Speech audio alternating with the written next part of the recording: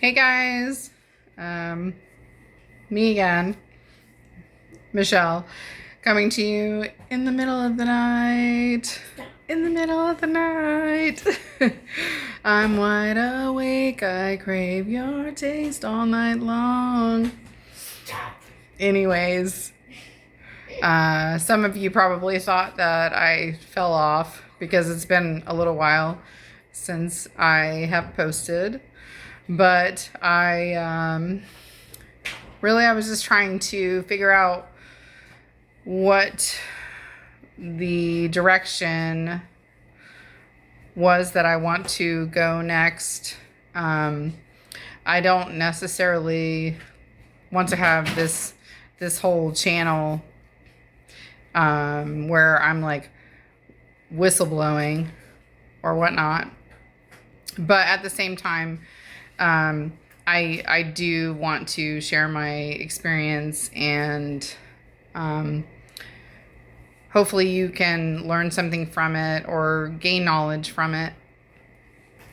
That is my sole purpose here, is just to talk about some of the weird things I've been through, and hopefully it will help someone.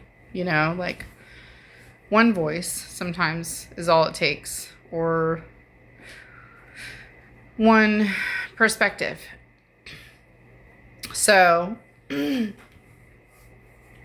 I do want to pick up on where I left off on my last post about family dynamics and how blood is not thicker than water. Of course, literally, blood is thicker than water, but philosophically, it is not necessarily. In my situation, it's not. And hopefully, for you guys, you have not had to experience that dynamic where your family wants to sell you down the river for their own personal gain or greed, or whatever the case may be.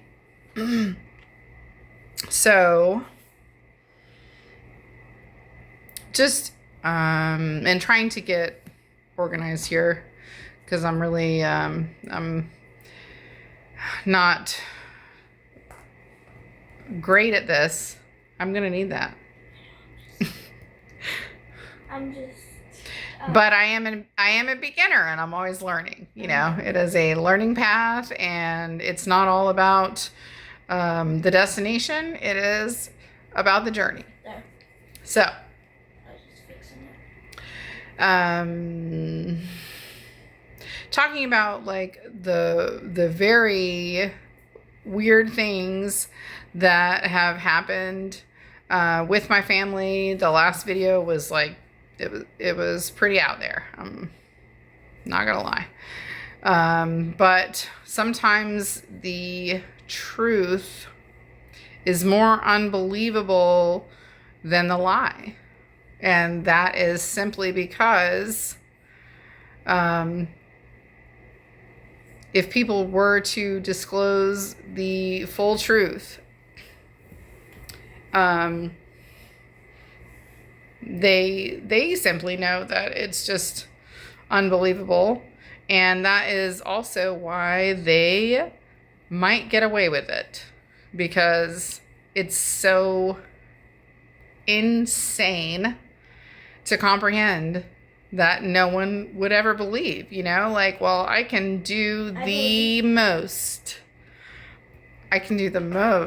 to this person, and if they ever tried to talk about it or ever tried to tell their story, then it would fall on deaf ears, because it's just completely insane.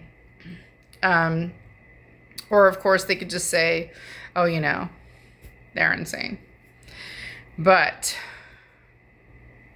I digress. I know I say that a lot. So yeah, I talked about the parental figures. I talked about my mom and my stepfather. My father, thankfully, was not involved in this because he passed in 2018.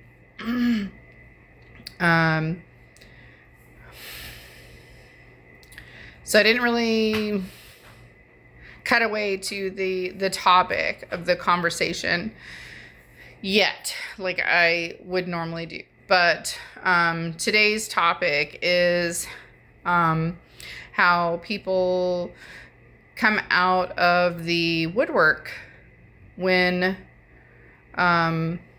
family passes on. So let's talk about it. So speaking of my father's passing in 2018, kind of a little breakdown of what happened, how it came to be, was I had recently moved into an apartment with my daughter. She was 2 years old, I think. We were just moving into this new apartment.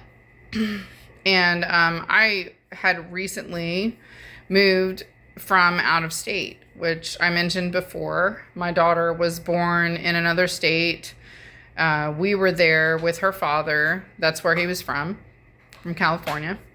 And some things transpired where we had to leave, and my family did come to my rescue. They helped me come home, essentially. My daughter was 1.5 years old. My dad was still in my home state, and thankfully he got to meet my daughter, because I really wanted that for him and for her. But I also, I was 35 when she was born. I don't have any other children. She's my only baby. And I don't know that my dad ever really thought that I would have children.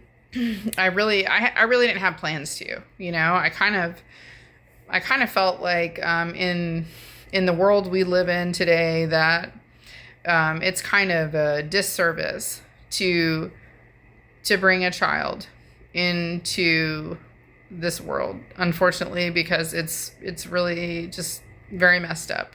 And I honestly, personally, I feared what my child would have to experience or would have to go through in the future, especially when I'm not there. Especially because of the things that I went through, like it's just economic things or political things, or just, again, the way the world operates in this day and age. Even when I was young, it was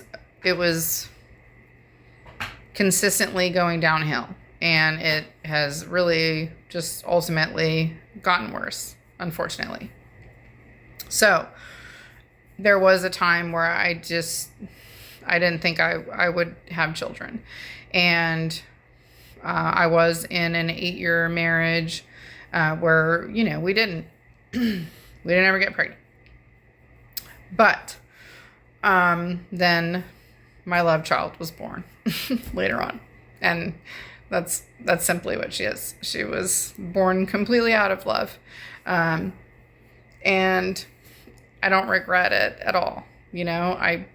I do, of course, I fear for her sometimes, some days.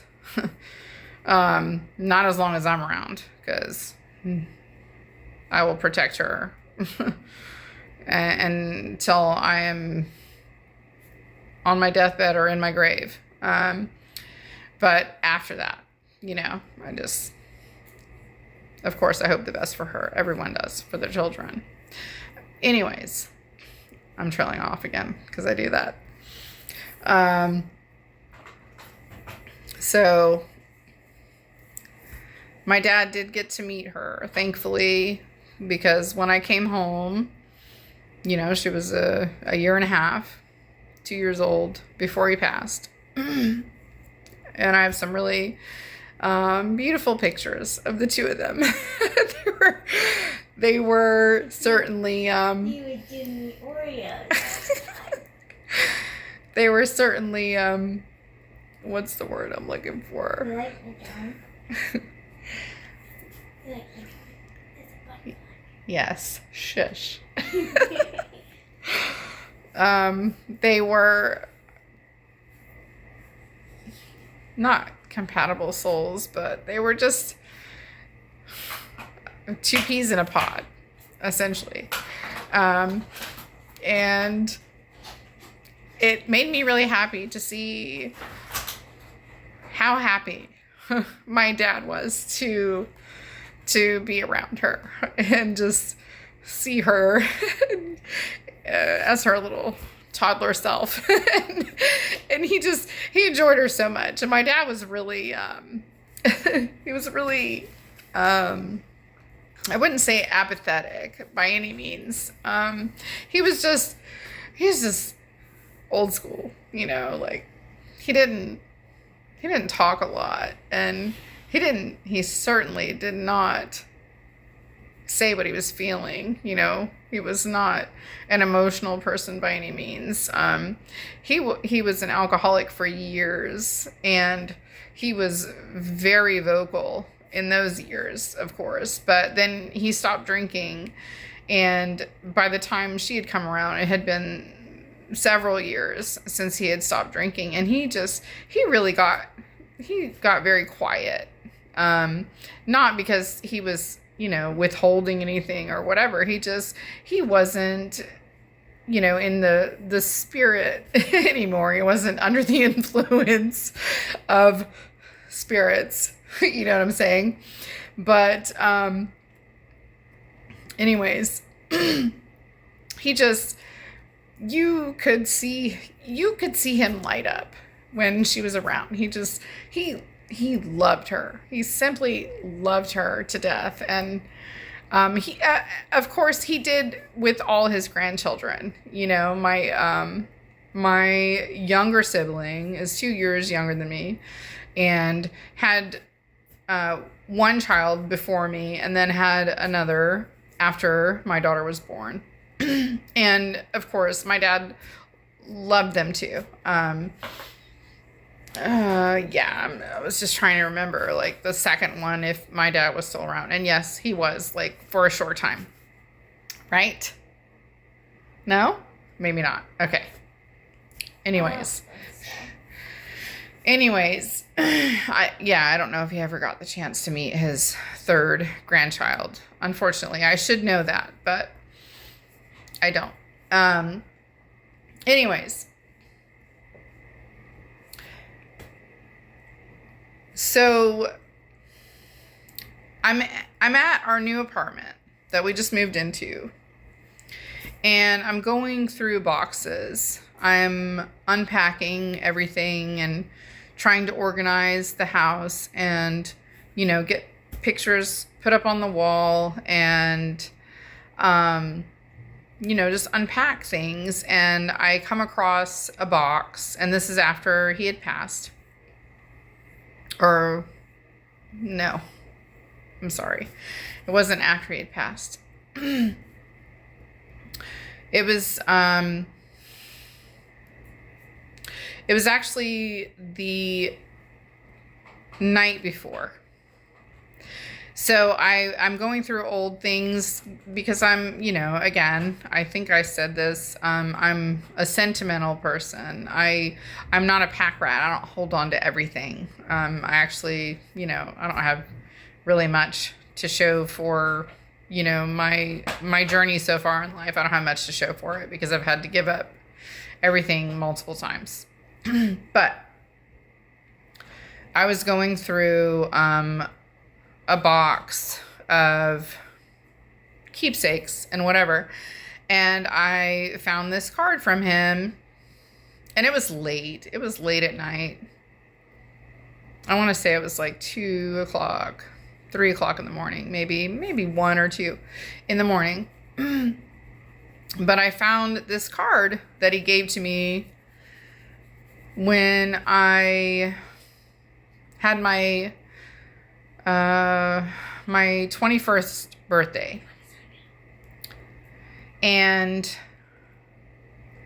it was like, it had a cow on the front of the card, and it said something about pastures or whatever. And when you open the card, you know, I really should dig it out because of course I still have it, but I think it's in my car. Greener pastures, whatever, I don't know.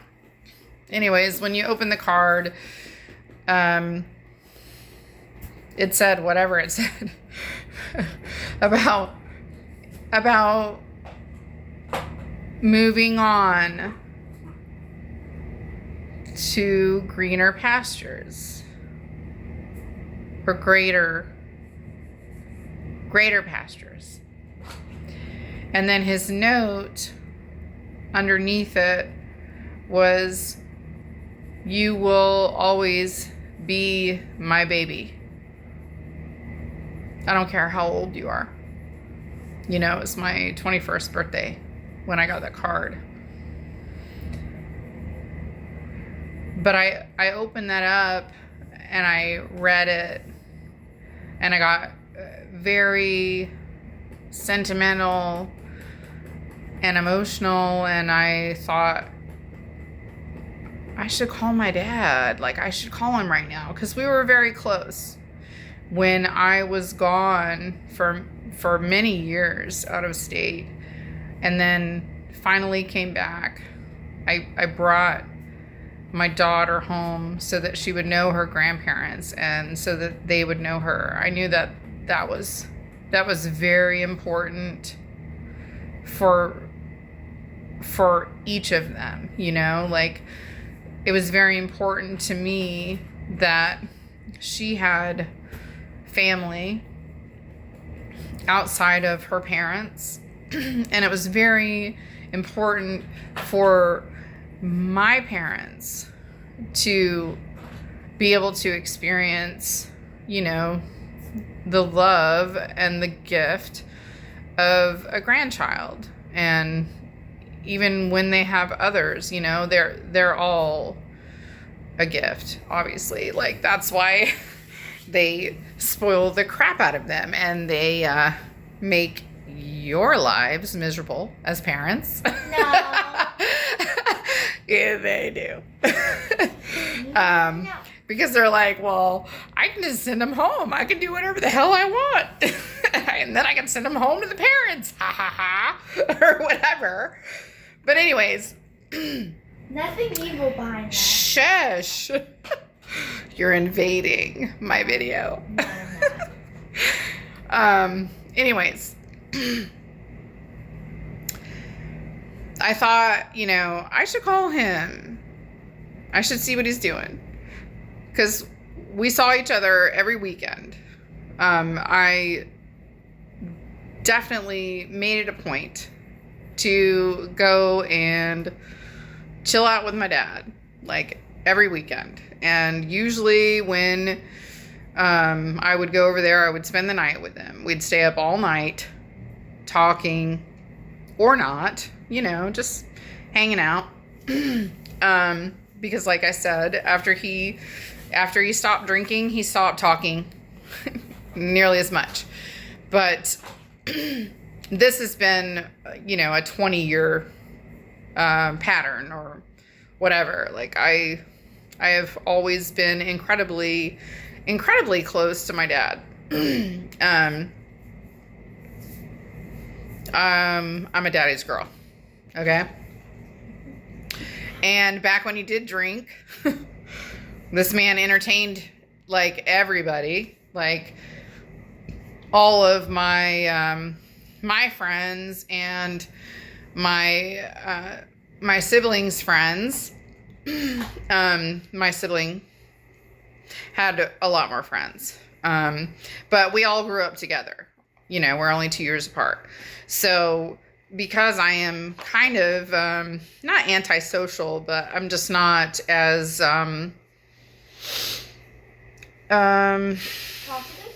no, I'm plenty talkative, but I'm not as I wouldn't say I'm not outgoing either. I'm just not as friendly. Like I keep a closer circle. My sibling, on the other hand, just, you know, made friends with like everybody, but also not to say that that's not okay or not endearing in any way or whatever.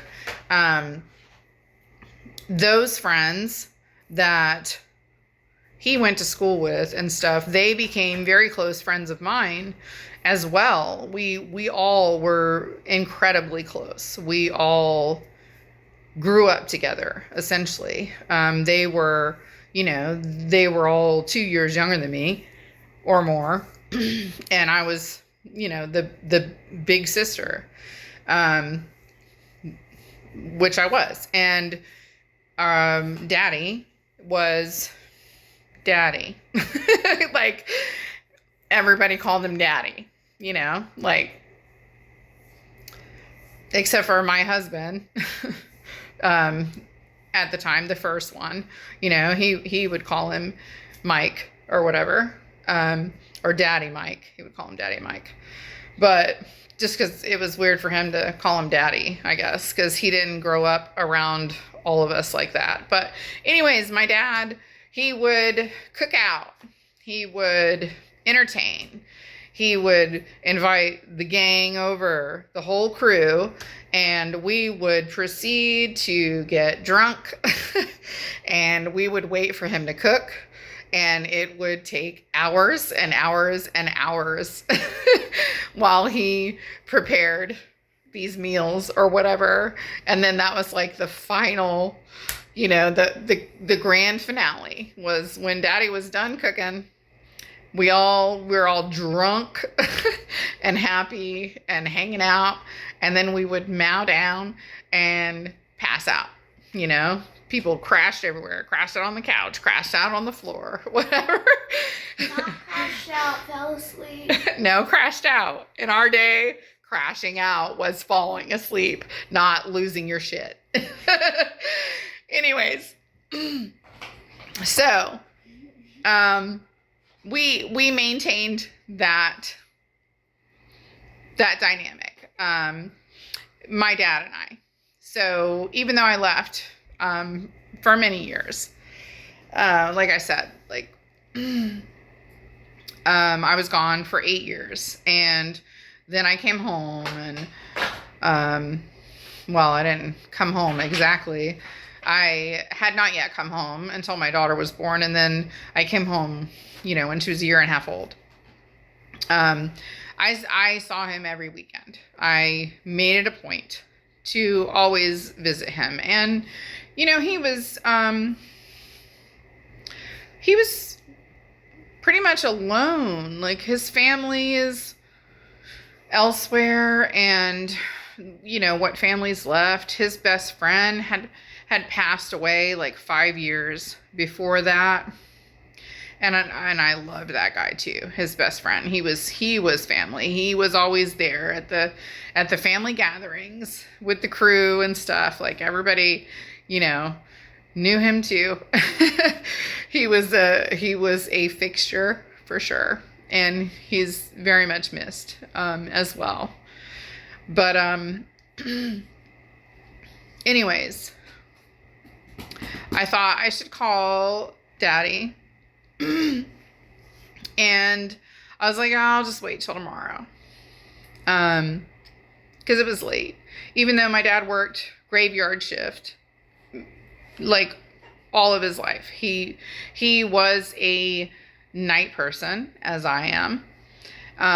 He always worked overnights and he would sleep during the day. And back when, we had bi-weekly visitation or whatever, we would go, my sibling and I, we would go spend the weekend with him, and he would be up late at night. That was before we were old enough to hang out and party with him all night and drink with him all night.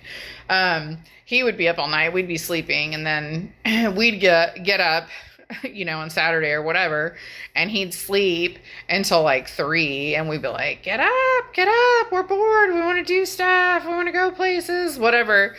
He's just always been a night person, and I totally get that, because I am too. I still work evenings. That's why I'm up like this, but I don't sleep well either. I don't know why. I get 3 hours of sleep a day, and it is what it is. I'm fine with that. Well, my average 5, but anyways, I keep trailing off. Sorry, guys. So anyways, I did not call him that night, even though I had this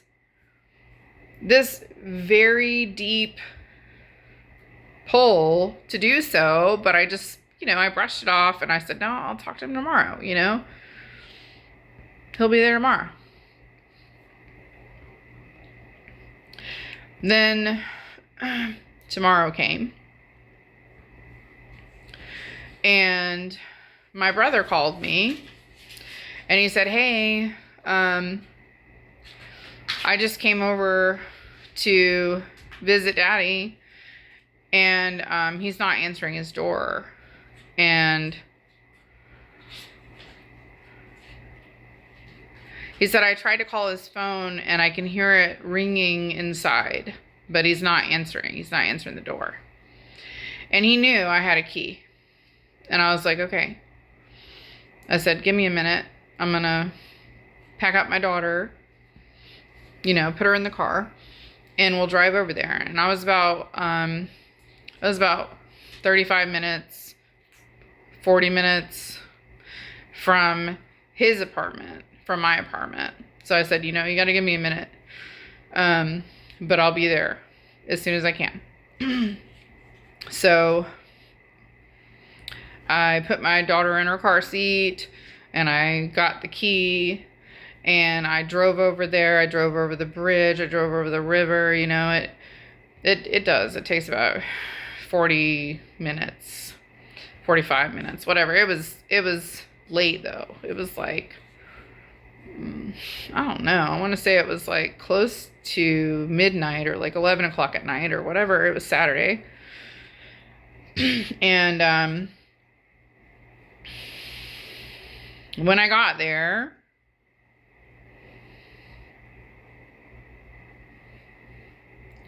my brother, he had already tried to kick the door in because my dad wasn't responding.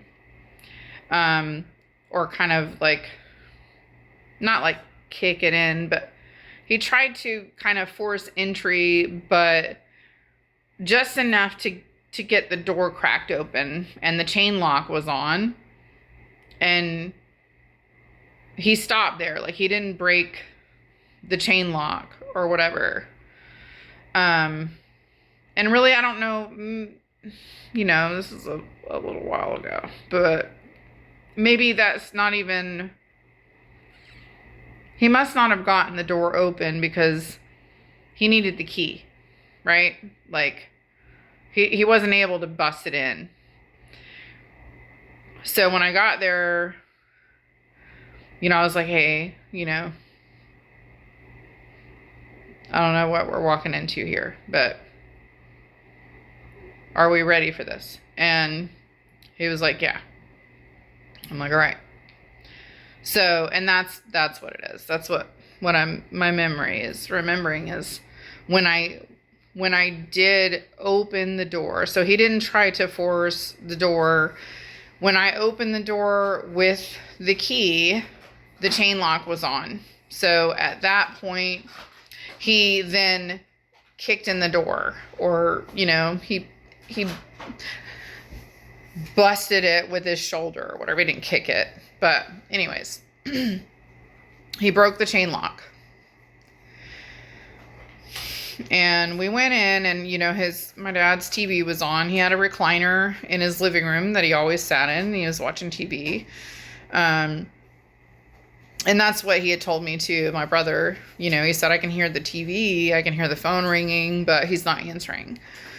So, we got in, and my dad was sitting in his recliner, was watching the television, and he had passed away in his chair.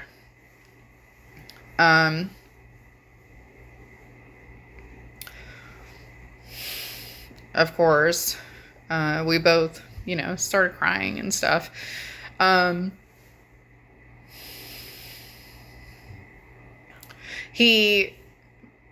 My brother immediately called his wife. We both were just distraught. I especially, because like I said, I'm a daddy's girl. We're very close. And I just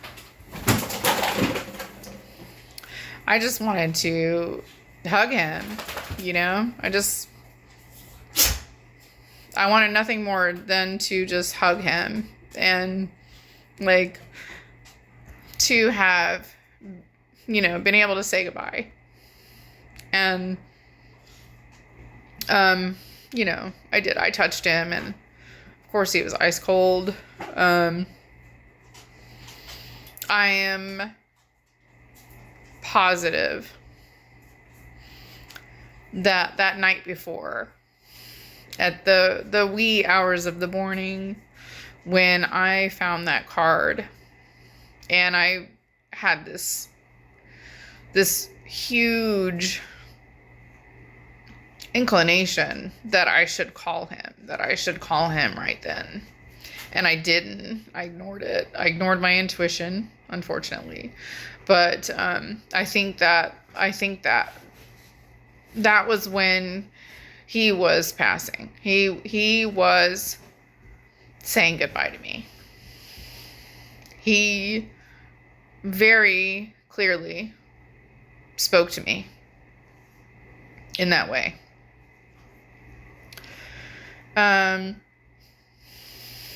Anyways, my brother called his wife so that she could come and she could help us, because neither of us could think clearly about, what needed to happen next. And she came in like a force. She was on it. Like, this woman is, she's very intelligent. She is a nurse, RN. She's working towards her master's, I think, now. So like, she got her bachelor's, and she might even have her master's now. I haven't spoken to them, but she came in and she was like, I got this. And she started, calling the coroner, medical examiner, whatever, just like making arrangements, funeral home, whatever. It was the middle of the freaking night, but she was doing it because we couldn't do it. And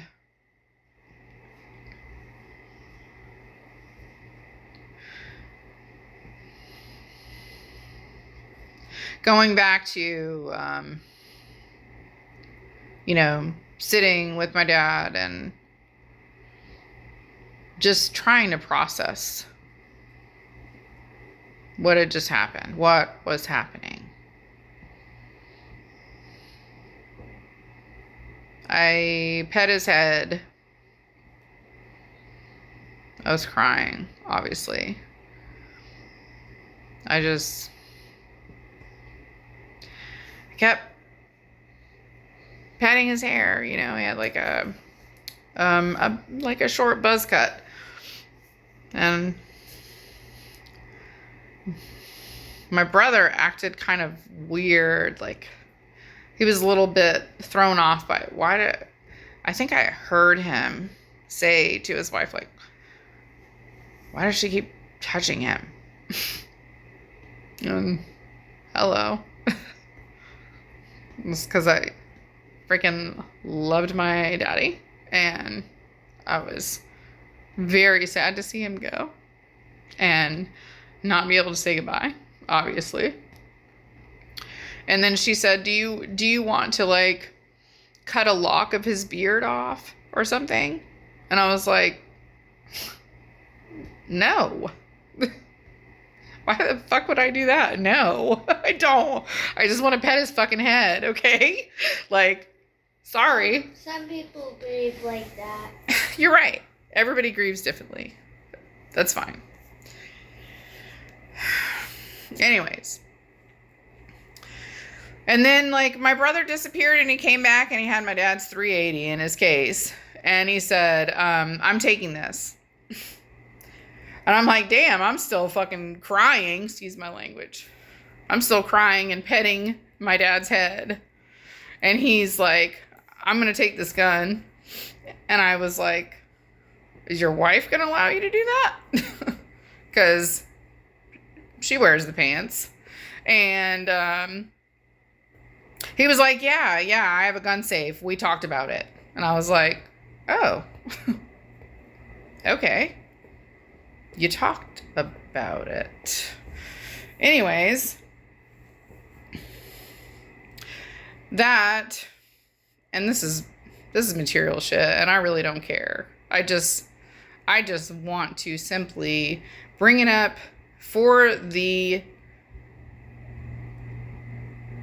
topic that I brought up. When people pass away, people come out of the woodwork. Okay?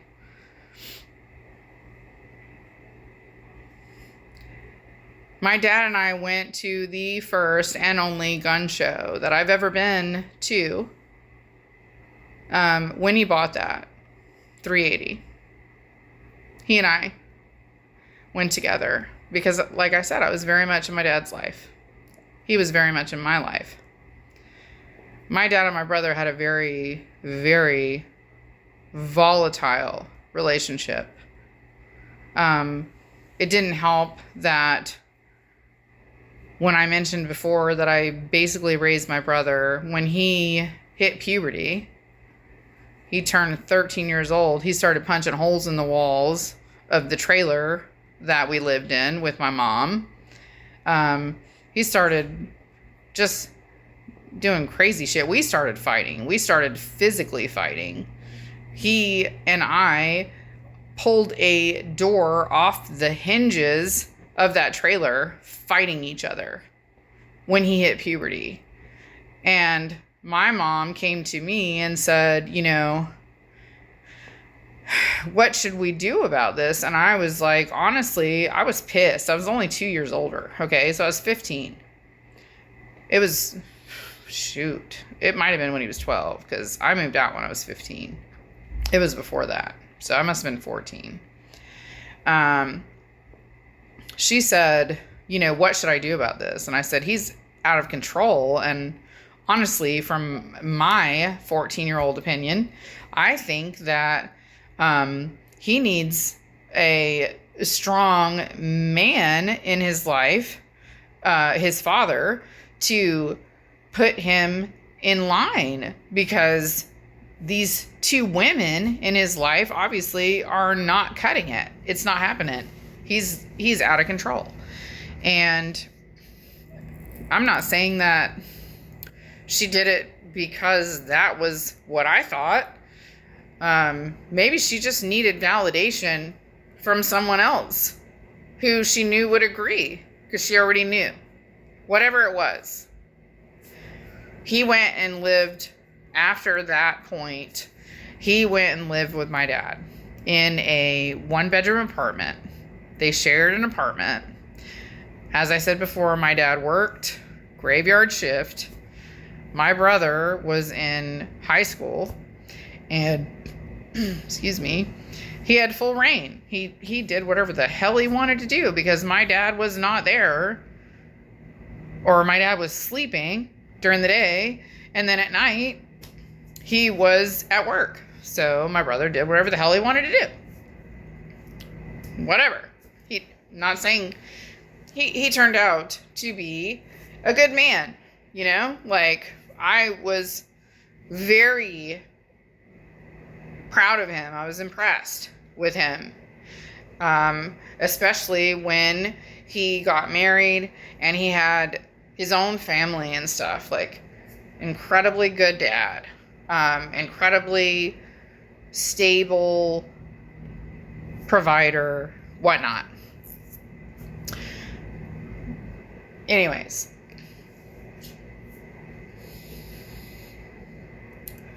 I did feel like it was a personal affront to me when he came out and he was like, you know, this is mine.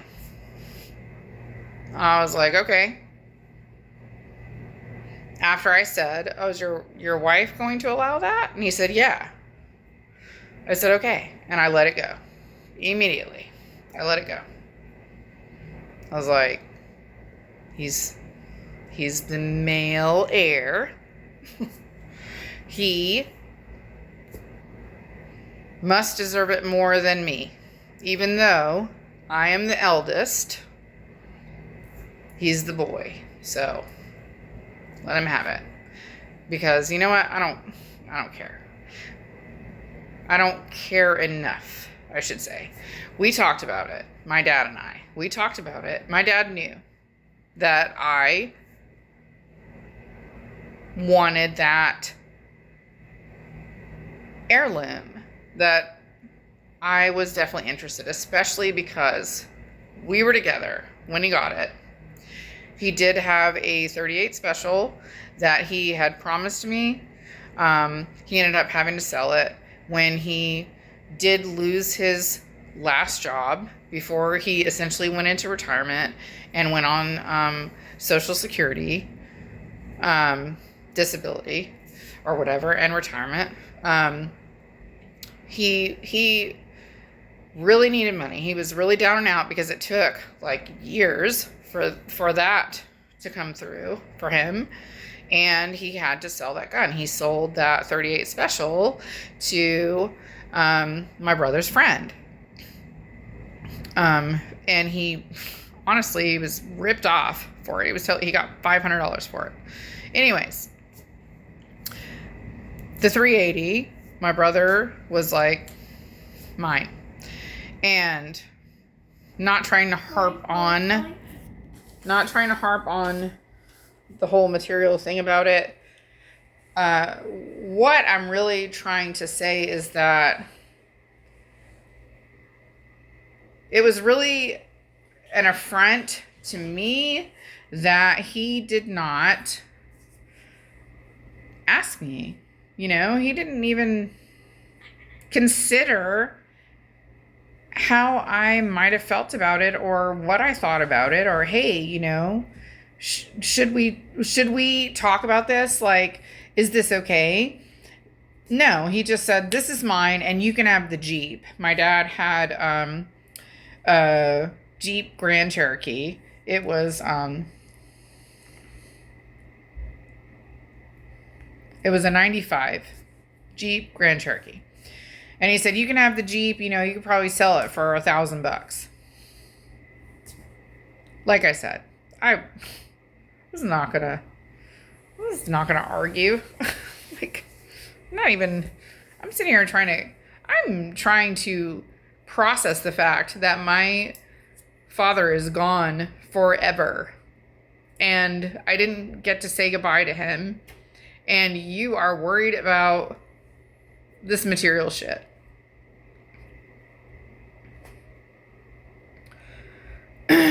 Later on,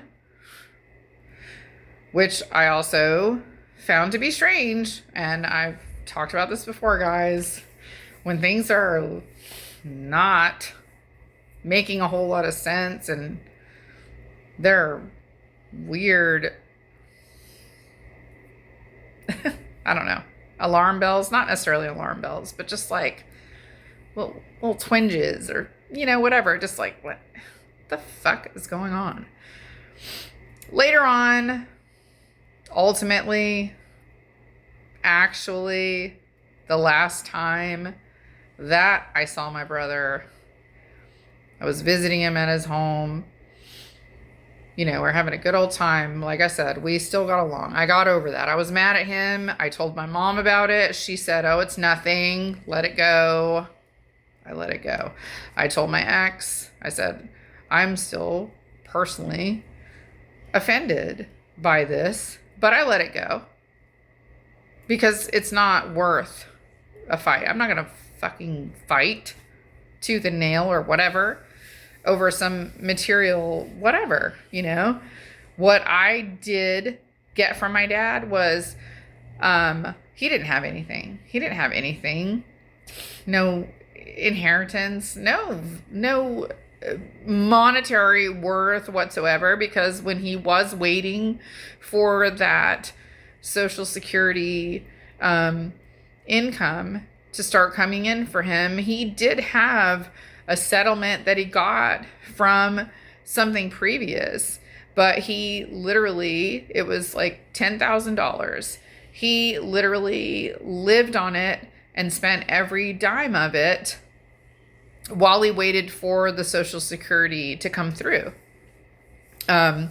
Prior to that, he had told me that, he had that money hidden in his home, and to vigorously look for it, which is kind of how my dad was. It's kind of funny, but is like the joke's on you. Like we went through everything in his apartment. We went through everything. We were pouring out boxes of rice and shampoo bottles because he made it explicitly clear that it would be somewhere like a shampoo bottle. Like, you're going to have to look through everything. So I told my family that. I told my brother. I told my mom and my stepdad because they were there. I said, well, he said he hid this money and we should go through everything very, very meticulously to make sure that it does not get thrown away. He had already told me before that he had nothing left because ultimately he passed away from cancer. So I forgot to mention that was my dad was a cigarette smoker from the time that he was 10 years old. He used to get paid in packs of cigarettes for working on the farm out west. He started smoking when he was 10 years old. He smoked his entire life. The last time that he ever touched a cigarette was he went to his doctor because he was having pain or a cough or whatever. And the doctor said, if you smoke one more cigarette, it will literally be the nail in your coffin. The final nail in your coffin. My dad never touched another cigarette again. Unfortunately, the damage had already been done. I think it was 2 years later after that happened, he was diagnosed with esophageal cancer and lung cancer, essentially, but it was like the upper part. They said it was not from anything other than cigarettes. It was definitely cigarettes. I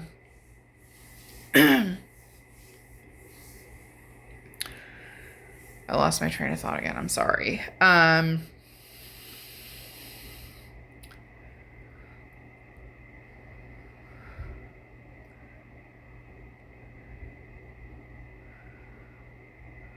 Why did I trail off on cigarettes? Anyways.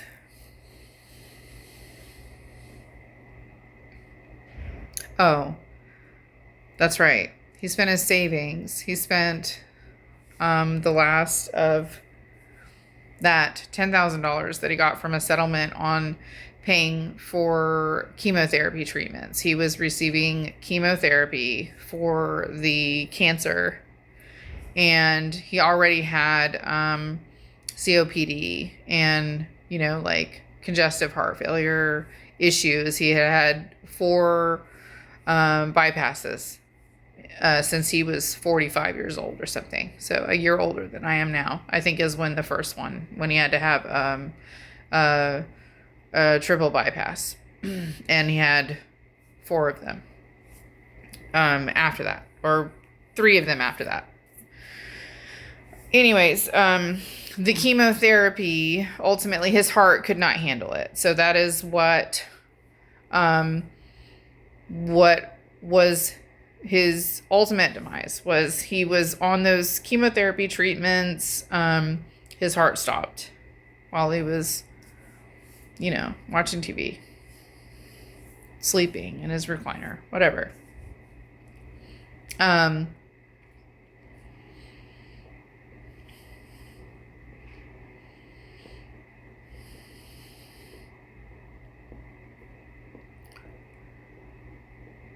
Everything was organized.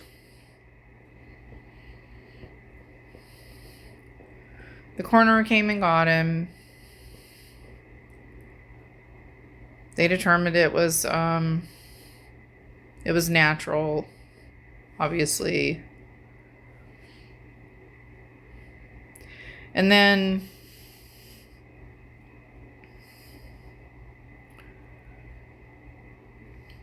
when all of this other stuff was going on that I talked about previously, with my family, with my mom specifically,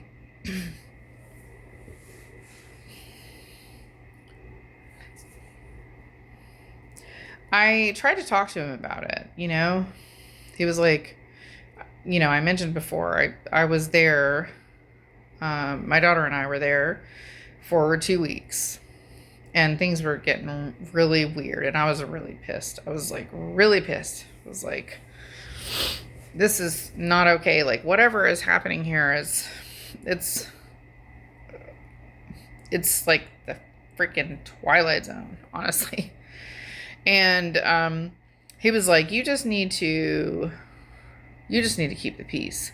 You just need to do what she says, and she's always been there for you, and yada yada yada. And I was like, you are right, and trust me, I understand. I know better than anyone that I should be grateful that they have allowed us to stay here, especially with my 2 dogs. They are my elders. I owe them respect, no matter if we agree or disagree on things. Okay? That is the way that I was raised. Okay? And yeah, I still believe that. I do believe that to an extent. When we're talking about the fact that I am a grown adult, I am 44 years old, and my mother is treating me like I am a child, then there's a problem. And I was trying to talk to him about it, and he just brushed it off. He said, just keep the peace. Just do whatever she says. And I was like, okay, whatever. We went on to talk about some other things. I was like, my devices are being hacked. I honestly think that I am being recorded in the room that we are staying in. My daughter and I are staying in, and we are being recorded. And that was before, the final straw, before we left or were told to leave. I called the police, and I showed the police officer proof. I said, this is happening through a hopper. That's what it was called. Okay. It's essentially, it is to record TV programs or whatever, it's whatever it's called. What is it called? That I don't know, because I don't watch TV. Okay. But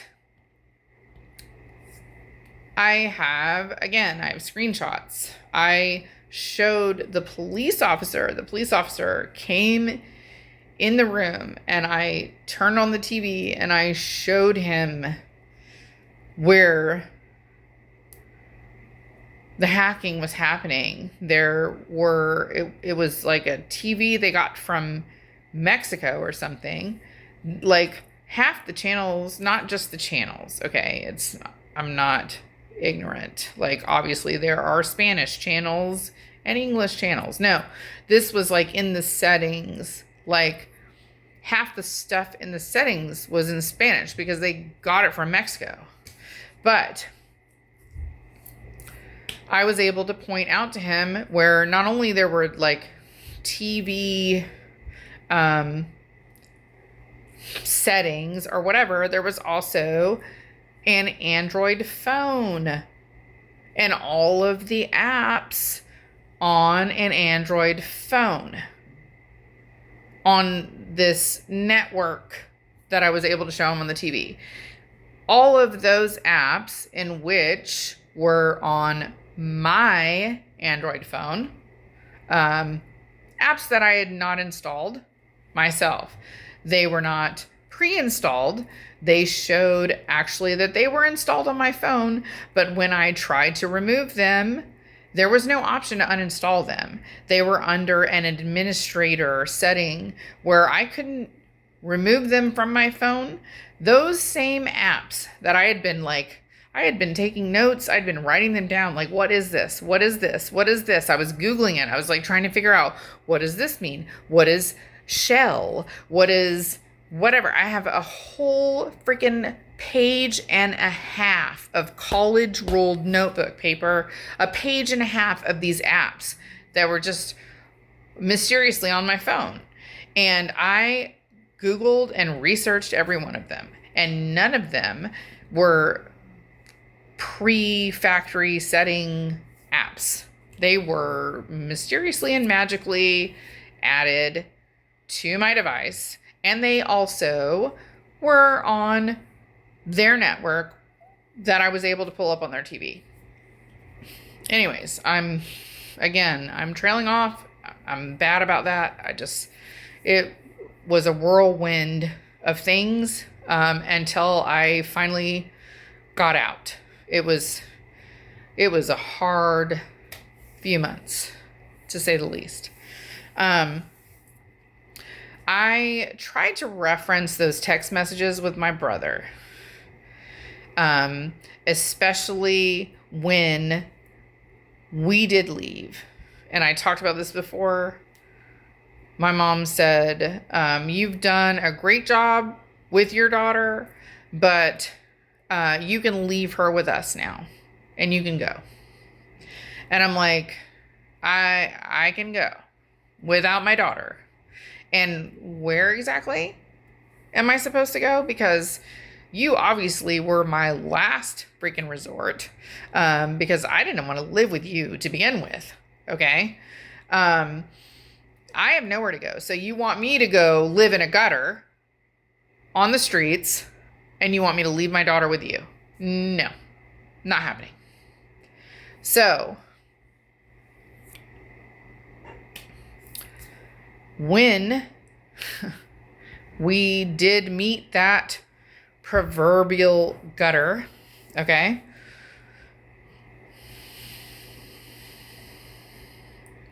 we were living in the car. It was for a very short period of time. We were actually camping outside of her school. There was a field behind it, and there was a pull-off. I would pull the car off and park it over a little bit behind a bend right before the field started. And we slept there. And I would get her up at 7 o'clock and get her dressed in her uniform. And I would walk her up there. Or I would get in the car line, which was easy because it was right there off the car line. And nobody saw us. It was outside of the cameras because they had cameras everywhere. We did that. I don't like to admit it. And it was only for about a week. But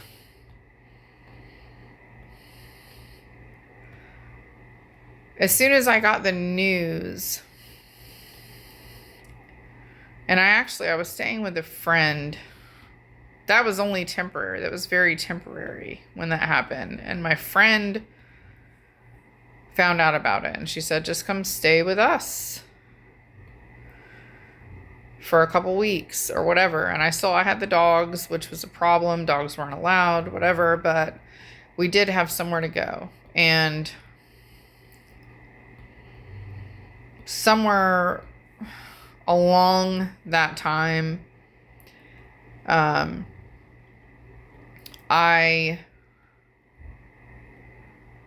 feel like I was on my way out, honestly, when I had this conversation with my brother. I texted him and I said, I just need to borrow some money from you until tomorrow because I get paid tomorrow. I just need to borrow it for one day and I will pay you back. And this is simply because we need to eat. I need to feed my daughter. And I was just at that point where all the money that I had was spent. We get a minimal monthly income. I told you, unemployment. One day. I just needed one day. I've never asked my brother for anything. And he read me the riot act. He said, there is no way. He said, I'm not going to give you shit. He said, I told you I would not give you shit. And do not ask me again. And do not even think about asking my family, my wife, to help you. And I was like, wow, like, what the hell happened? Like, okay, not what happened. It wasn't like with the ex, like, what happened? All of a sudden, flip the script, whatever. No, he was mad at me because I freaking stood up for myself against my mom, who was trying to plan my ultimate demise. Like, ultimate. Like, the end. Game over. He was mad at me for standing up for myself. And again, I am a grown-ass woman. So, I tried to pull up those text messages. And mysteriously and ironically, they're all deleted. Like, any proof I had of how shitty and hateful he was to me for pretty much no reason. I didn't do anything to him. I didn't do anything to him personally. He was awful. I cannot find. I mean, I can see the text that says keep the peace or whatever. But when I asked to borrow money because I was getting paid the next day, again, he said, I won't give you shit and don't ask again. And that was the last time we ever spoke. I was like, okay, F you. I blocked him. It's been blocked ever since. Same with my mother. Same with my stepfather. I blocked every one of them because they were totally shitting me. And magically, on my daughter's birthday, each and every one of them sent a happy birthday text to her on my phone. And I'm like, how the hell did they do that? they're blocked. They are blocked on my phone. How did they all manage to get a text through the blocking on my phone? It's because the hacking. Okay? Again, the hacking. I filed a restraining order over it. Okay? I just wanted it to stop. I did not want to be watched and my every move calculated and documented and what I was doing, and I was very threatened, and I still don't know all of the characters, if you will, the enacting characters. But I have my suspicions. I know where it began. I know where the gang stalking started happening. I know where other things, other very uncanny, like, could not be coincidental things were happening. And I don't even want to go there because it sounds so crazy. Like, just saying it out loud makes me feel crazy. Like, I can't even say it. But it happened. It happened.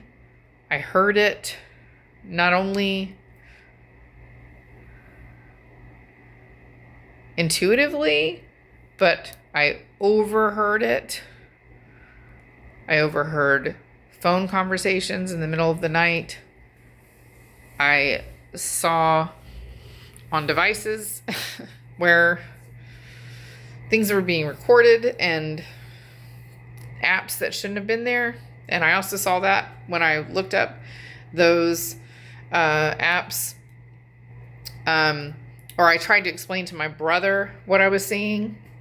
I see the message about, and the apps. But it doesn't make sense because all the messages between where he had sent things to me, all of his text messages of things that he said were deleted. It was simply me talking to myself in those texts. All of his correspondence was deleted for some reason. And why would you delete everything you said unless you're guilty for something? You know what I'm saying? Okay, anyways, sorry. Had to pee. I'm gonna get down to it because we're already, an hour in. I'm really good at that. I go on forever and ever if you let me. But I started, trying to put together pieces, like why I was being treated the way I was being treated, some of the circumstances around my father's death, and like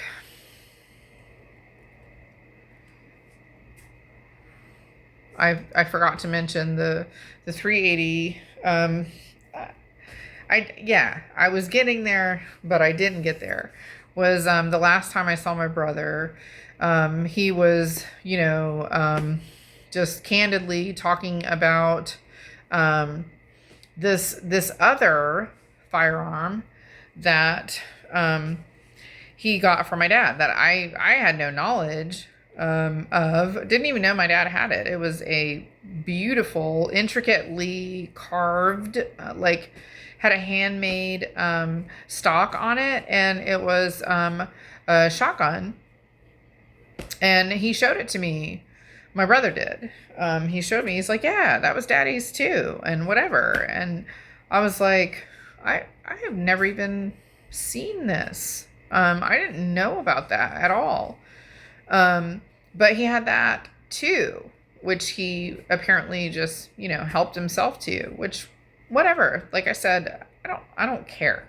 I I got beautiful, the things that everybody else thought was trash, like old sentimental photographs and high school yearbook and like letters between him and his mother and cards, birthday cards and holiday cards between him and my mother. Those things, that's what I have to remember him by. And I am completely content with that. I am fine with that. I do not care that he didn't have a dime to share with us, and I completely understand why he didn't. My brother, he swooped in and he took what he wanted. Like I said, people come out of the woodwork and they will see it as a free-for-all and take whatever they want and not try to do it in any kind of respectful way or even wait for, the legalities to come through or whatever. And I've heard this situation so many times from friends. Same thing happened to my ex. Like when his grandparent passed away, like uncles swooped in, or not even his grandparent, his uncle. So they were siblings or whatever. They swooped in and just took whatever. And some of those things, like he and his grandfather had specific ties to with each other or whatever. Like it wasn't rightfully anyone's. It should have been up to the deceased, but they didn't even let that transpire. They didn't let that come to be. They just came in and took whatever they could take that they found was valuable. So again, same thing. I was left with the things that didn't seem valuable, which is fine because I'm not a greedy person.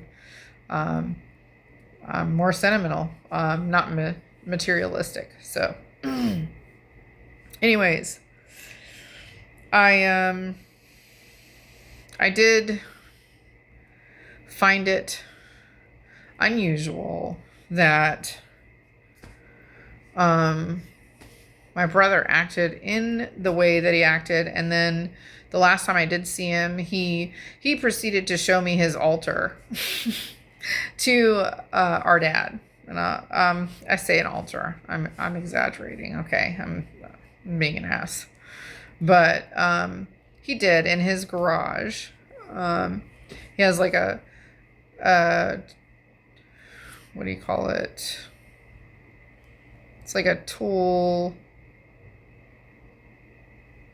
table is what I want to call it. It's not what it's called, but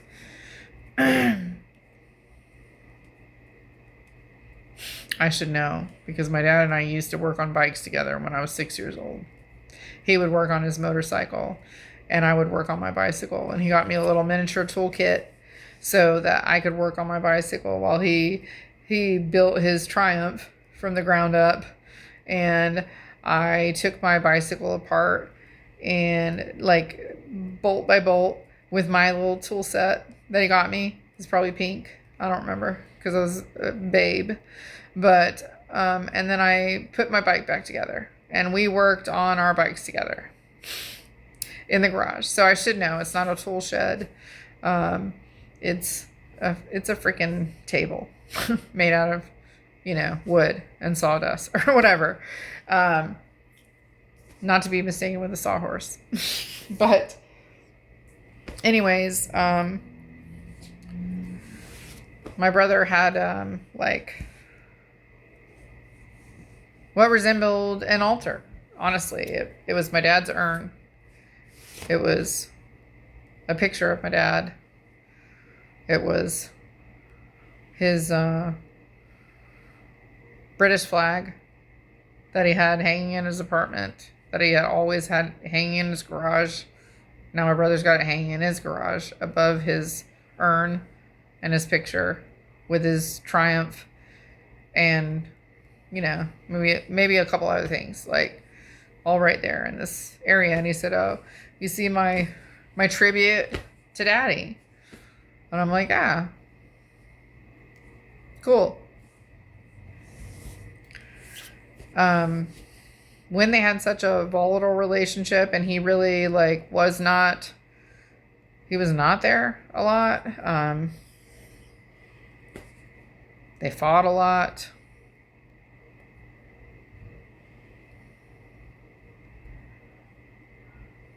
It was just really volatile, and my brother said some really awful things to him, which I'm not saying my dad has not done the same.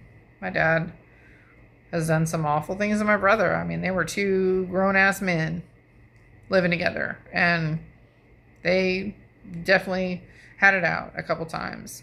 But later on, after the children were born, after, you know, things were smoothed over, because I didn't have a great relationship with my mom, you know, after my teenage years or whatever, and we had to come back together after, you know, the grandchildren came along and whatnot. But what did he say to my dad? Oh, my dad, because even when I was living out of state, you know, for years, we spoke almost every day on the phone.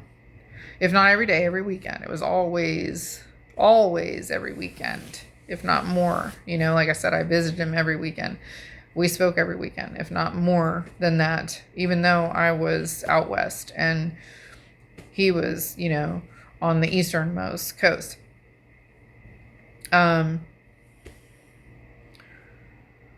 He told me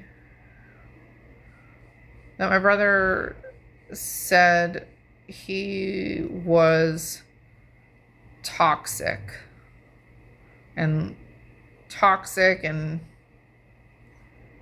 possibly like narcissistic or something. I don't know. I'm not trying to like add to anything by any means. I'm not trying to make it worse than it is, because it's bad enough. Like, my dad was, what I picked up, the energy that I got from him was he really took it to heart. He really took it very personally.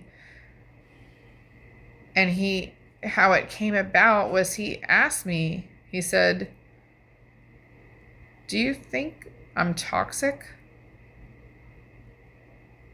And I was like, "What? Daddy, why would you ask me that? Of course you're not." And he told me my brother told him that he was. And, you know, whatever. Hateful things are said all the time. They shouldn't be, but they are. The point I'm just trying to make is that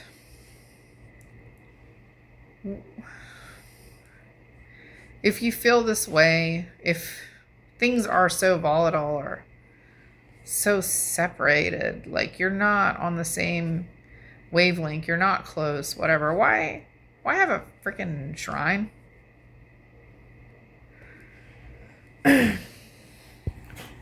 So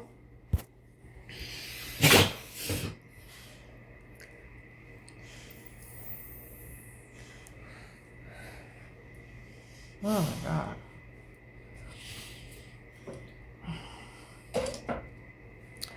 I'm gonna wrap this up. I'm gonna go on to say that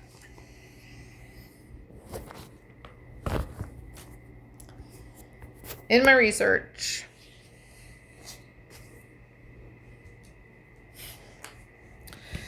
in my seeking, my mom would appreciate that, I'm sure. In my seeking, I started like wondering about things, like just looking into shit, because I just had to know. Like I need to know. So my dad had no will, obviously, because we've already established he didn't have anything. He didn't have any money. But I did call in, and I called in to the state,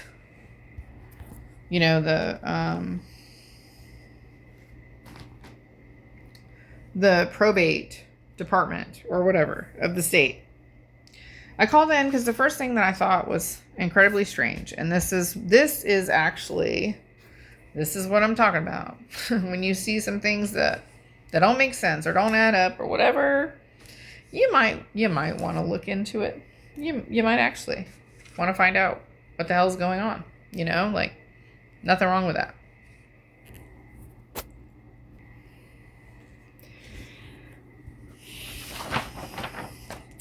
So, on my father's death certificate, it says surviving spouse / parent, marital status, divorce, surviving spouse, none. Father's parents' name, Thomas. Mother's parents' name, unobtainable. Informant's name, my brother. Relationship. Okay, sorry. You don't want to see the address. Okay. Anyways. I need that now. Okay.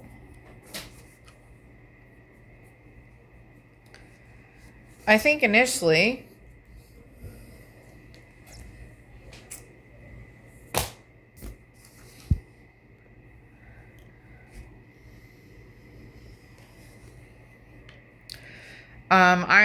I wanted to understand why my grandfather's name is listed as Thomas, because my grandfather's name is Jack. It is not Thomas. Ironically and coincidentally, my stepfather's name is Thomas. And then my father's mother's name was unobtainable. I know my grandmother's name. It was not a secret by any means. Maybe my brother didn't know his grandmother's name on the paternal side because he didn't pay attention, or he didn't give a shit, or he wasn't close to my father. But he definitely knows our grandfather's name. He's met him. And I also have this wonderful family history that was generously provided by my stepfather, because he enjoys looking into genealogy. It's a whole packet. It's it's a whole ancestral, family tree. And here we go. Here is my grandfather, 5th generation of the Christian Appenzeller descendants. This is my grandfather, Jack Howard Appenzeller, 4th Division Marines, World War II. This is my grandfather, Jack. We knew him before he passed away. My brother may not remember as well as I do. Again, he's only 2 years younger, but his name is not Thomas. And our grandmother's name on my father's side is not unknown. So I was like, that is incredibly strange to me. So, of course, being the seeker that I am, can you make that work? Yes. I talked to the state. You just have to press the side button. Thank you.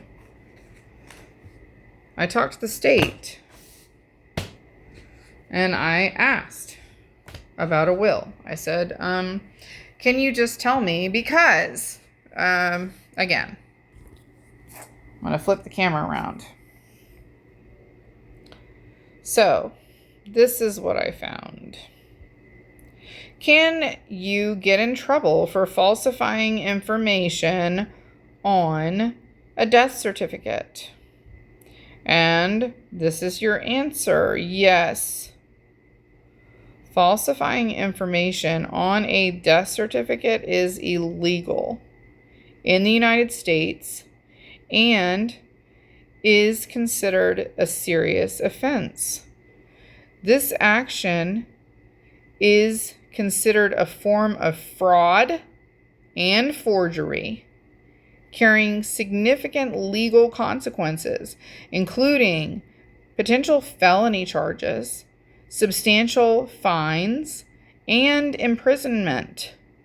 The specific penalties can vary depending on the jurisdiction and the context in which the false certificate was used.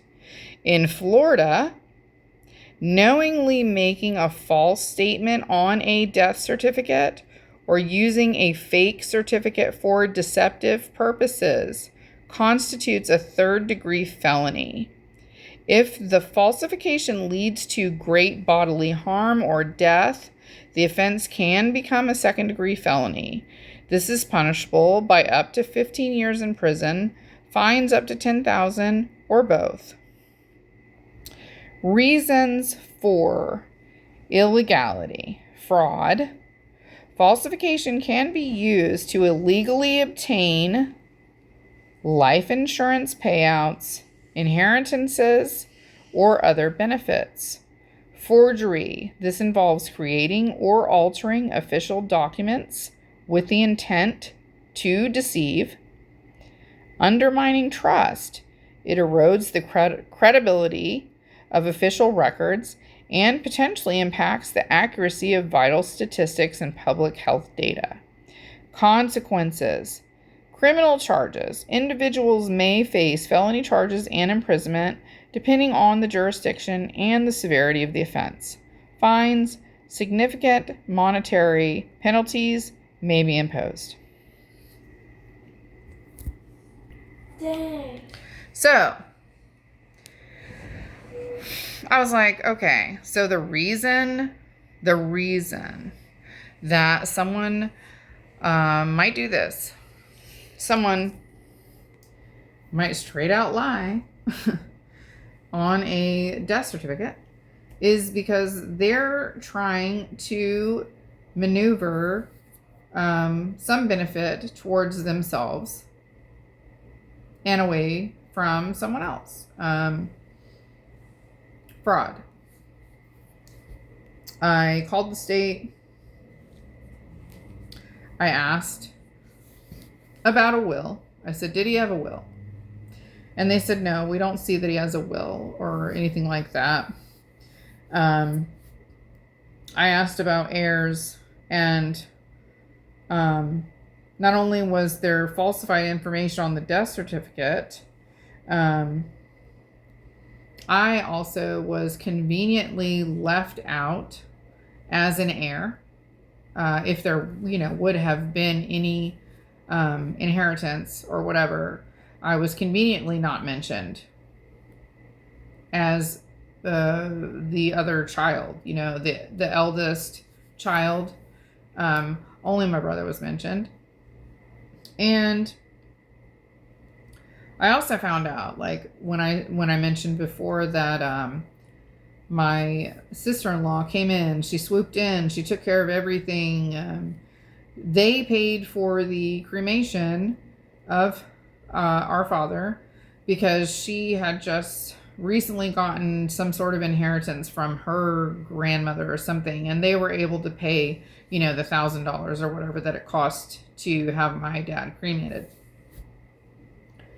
Well, when I called in to get the information that I did get, they told me that the city paid the expenses for my dad's cremation. And I was like, what? What does that mean? And they said that my brother did not claim him and did not foot the cost. Yeah, they gave the information on the death certificate. That is simply all that they did. And I wrote that on September 18th of last year. Let me think about this. It was last year, right? September 18th.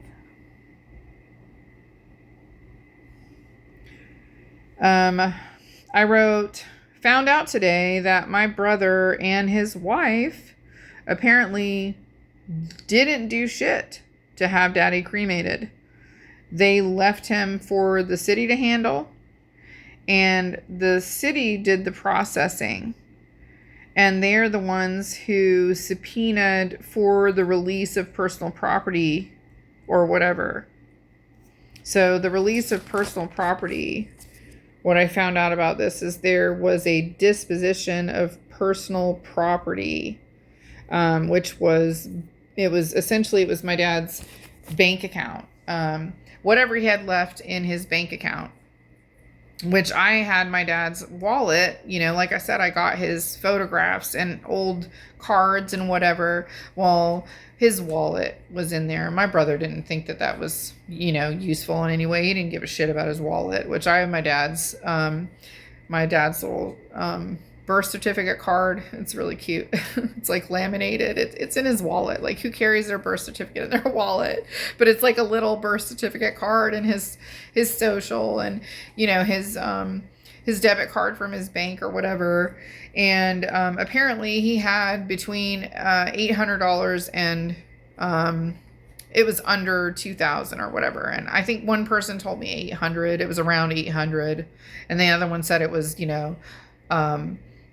under or up to 2,000. It was no more than that or whatever. But someone had filed a disposition of personal property to get that money out of his bank account. So I thought it was my brother, because they paid for the cremation and whatever, and they filed for that in order to put the cost back towards what they paid in for the cremation. Well, that's when I found out that it was actually the city that did this. The city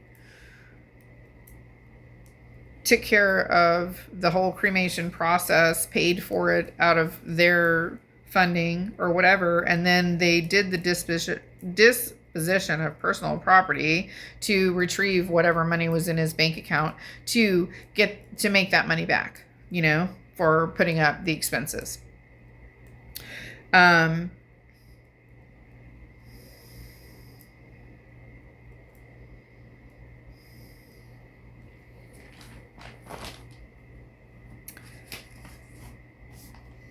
I don't know. Honestly, I wish I knew. I don't understand. Like, why would they do that? Why would they say that they were going to take care of everything and then not? Like, WTF? there's a lot of lies and deceit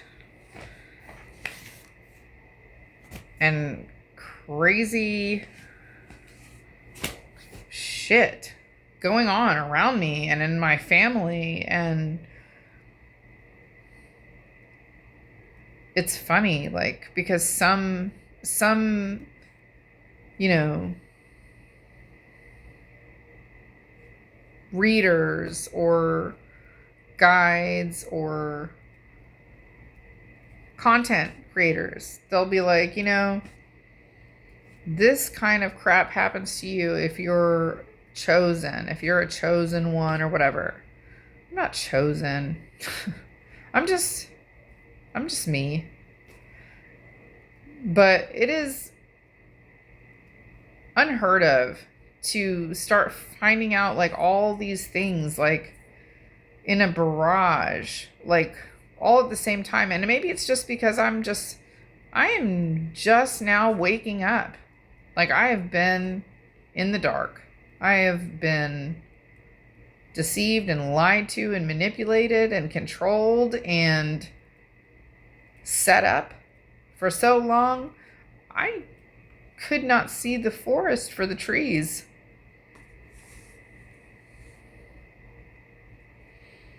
I just want to close this with an old quote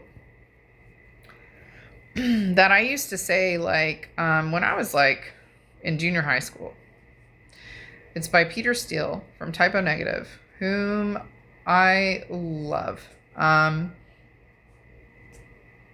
He's been gone for a while now, but that was actually that was the first concert that I ever saw. I was 15 years old, and I went and saw Typo Negative with my best friend and her boyfriend, and it was amazing.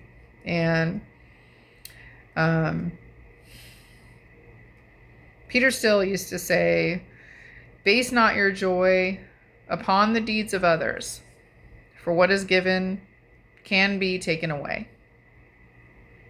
That was my mantra. That was my sole belief, and still is, really. I forgot about it for a long time, but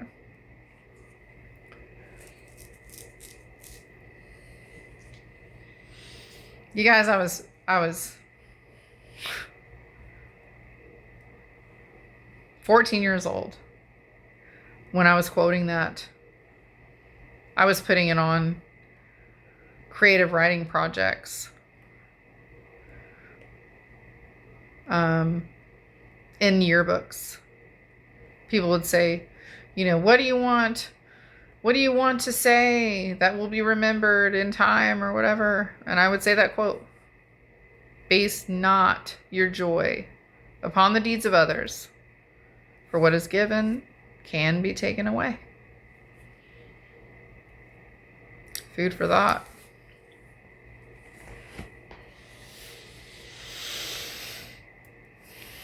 One last thing in closing, I think. I actually had a couple, because I do want to, give advice and not just ramble on about shitty situations that have happened to me. But so some advice. I wrote this on August 15th of last year. It's time to leave this story in the past. Okay, I don't know where I got this from. If I came up with this on my own, usually I will put it in quotes if it's not on my own. Which the next line, it says, "Take it all in and experience the awe and wonder of this destination." So someone else said that.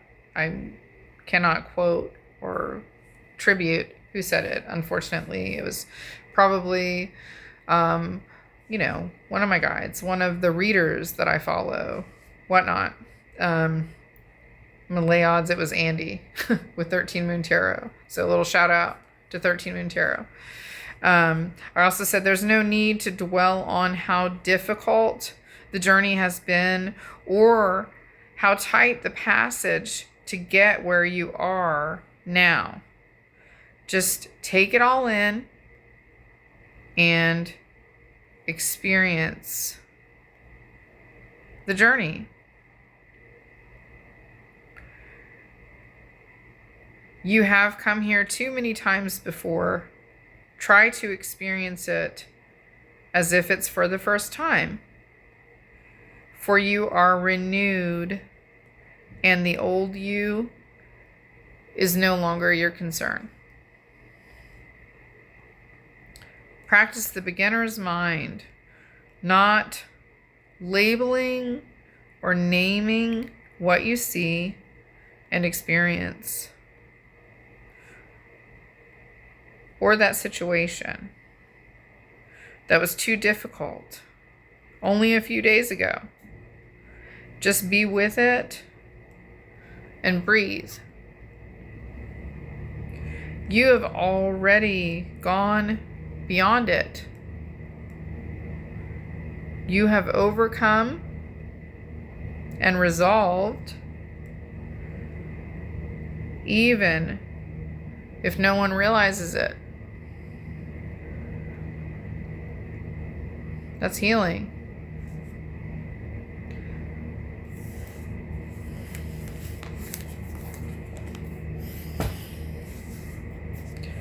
One last thing.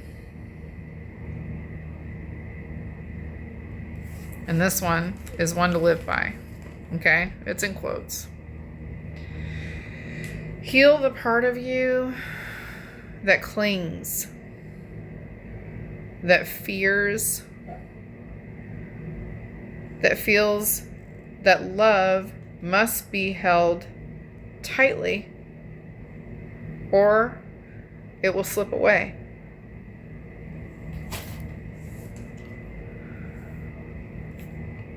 I learned this in my studies of attachment theory.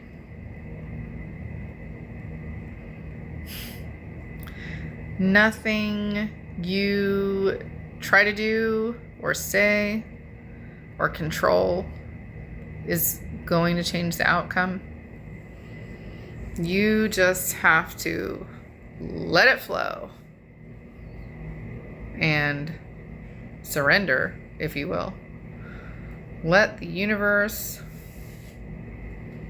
take its course, and everything will happen in divine timing.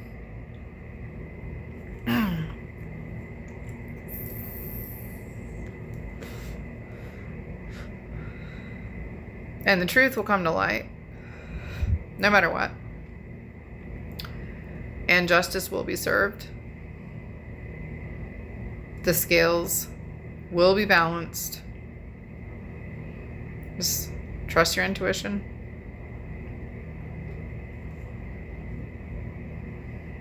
Trust your inner voice, your inner knowing. It will not lead you astray. I said that before. Anyways, this video has gone way too long. And my reflection of my glasses drive me crazy. Anyways, I love you guys. Have a good night, day, evening. Blessed be. Peace out.